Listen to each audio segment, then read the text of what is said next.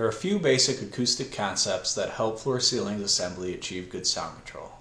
This includes designing for an airspace, adding absorption, creating structural vibration breaks, and increasing the mass. Today I want to focus on utilizing mass and its effect on sound control. Sound is a form of energy that passes in waves through various mediums, including air or solid structures like floor ceiling assemblies. When sound waves encounter a mass such as a heavy floor ceiling component, it struggles to pass through. Acting as a barrier, mass mitigates the sound energy that's able to penetrate through an assembly and into adjacent units. This is extremely important for multifamily buildings where close unit proximity increases the probability of noise transfer and of tenant complaints. Multifamily building code and regulations have minimum requirements for sound isolation between units. Incorporating mass within a floor ceiling assembly is a fundamental element of achieving these requirements and ensuring that a building is within national and local building codes. Increasing the amount of mass has the most dramatic effect on the STC rating, or the sound transmission class.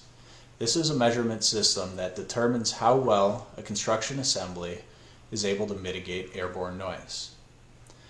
We can see clearly the dramatic effect that mass has by taking a look at a lightweight wood frame assembly. For example, an open web truss assembly would typically have a wood subfloor, wood joists, insulation, resilient channel, and gypsum board. By itself, this is extremely lightweight assembly.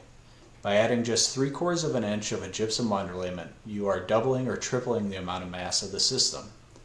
This doubles the isolation of sound from airborne noise, and it also takes this assembly from performing significantly below code minimum values to one that significantly passes code minimum values. Increasing the amount of thickness of underlayment that is installed will also increase the mass and therefore the performance of the assembly for the STC and airborne noise control. Incorporating heavier building materials like a gypsum underlayment will not only help achieve code and regulation requirements, but it will also significantly enhance the acoustic performance of a building, creating a quieter and more comfortable living or working environment.